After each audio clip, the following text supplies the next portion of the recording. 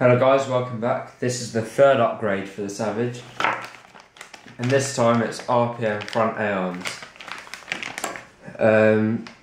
So these could be either for the rear or the front because the arms are the same, but we've got a front right or left rear and a left front or right rear, and yeah, we're just gonna I'm gonna put them in the front because I cracked an A-arm.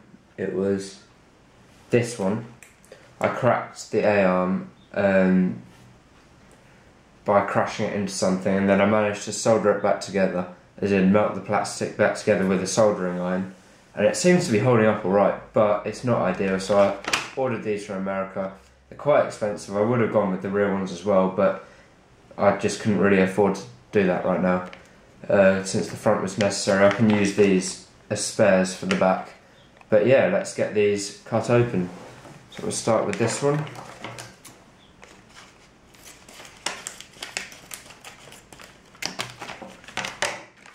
So we've got the lower arm here. You can see it's a very nice quality, and it's very flexible. It's very lightweight as well. So these should be a lot stronger than stock. To be fair, the stock are pretty strong, but RPM are known for being extremely strong. So that should be good. And then here we have a 0 degree upper arm for camber, which is like wheels like that, and a -2 degree. So -2 would be negative camber, so the wheels would go in that way.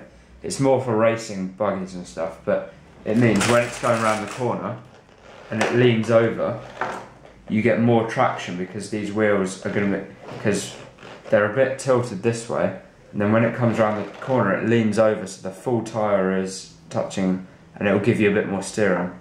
I've got a bit of camber in my buggies, but for now we're going to go with the 0 degree one. Let's get this one out as well.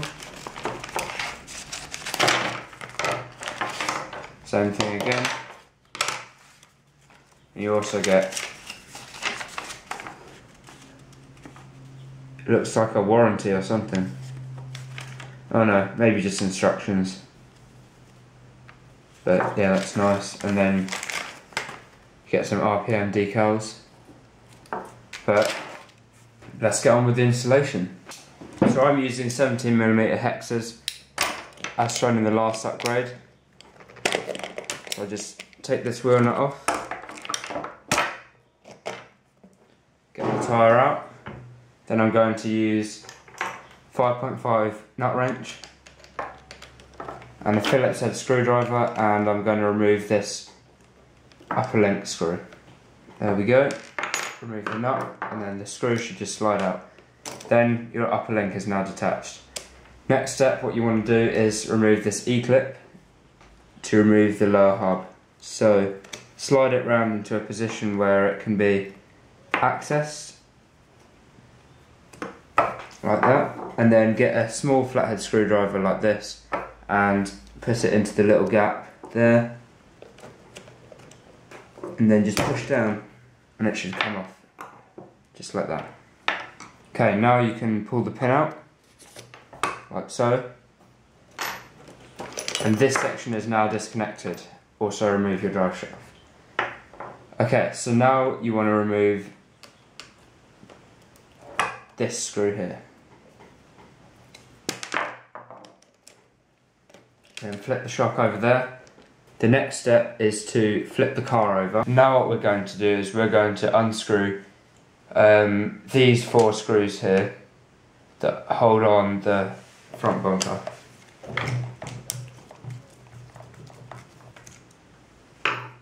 Okay, so remember, the small screws are the ones at the back and the longer screws are the ones at the front. So now flip the truck back over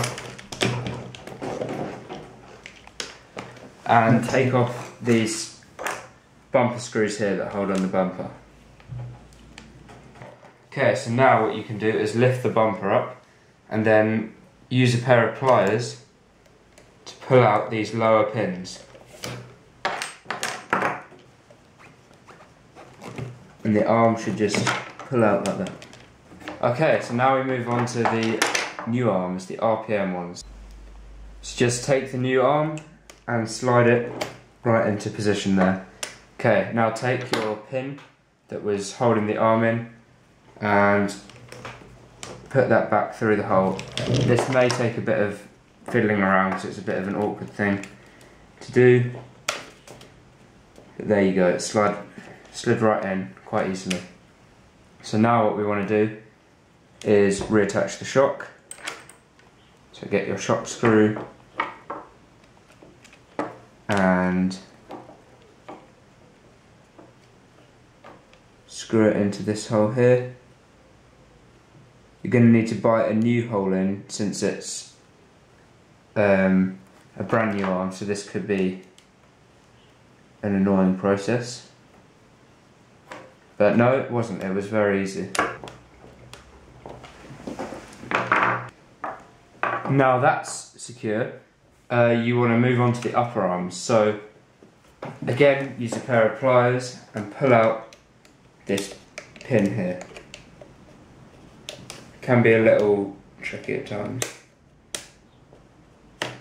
but there you go. Then the original upper arm just slides right out. Okay, so we're going to be using 0 degrees for now. So just cut off the 0 degrees arm, and once you've got that off, then you just slide it in. Once that's in, you replace the pin that holds the upper arm in. There you go, that's finally in. Just wiggle it around and hit it until it gets properly in. There you go. Okay, so once you've got the upper arm in, you can take your hub carrier and slide that back into position. Then get your hinge pin and slide that back in. There we go. And replace the E-clip. Okay, with that E-clip in, the next step is to get your drive shaft, slide it into here, and then pull this down to position and reattach it at that end, and that is in. So now you bring the upper arm down and get your screw, your bolt, and your nut. Slide that in and replace the nut. Okay, once that's tight, you are done with this side.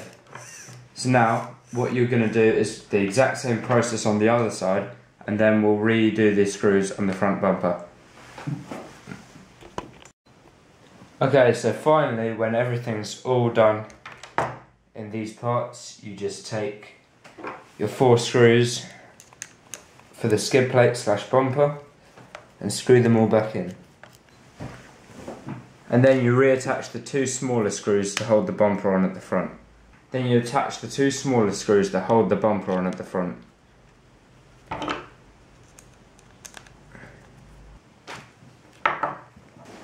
Okay, so now we just reattach the tyres and it's all good to go. And that was the level 3 upgrade for the Savage Flux. So, as you can see, if you try with this, if you try and fit one on now, it's not quite going to reach. It's close.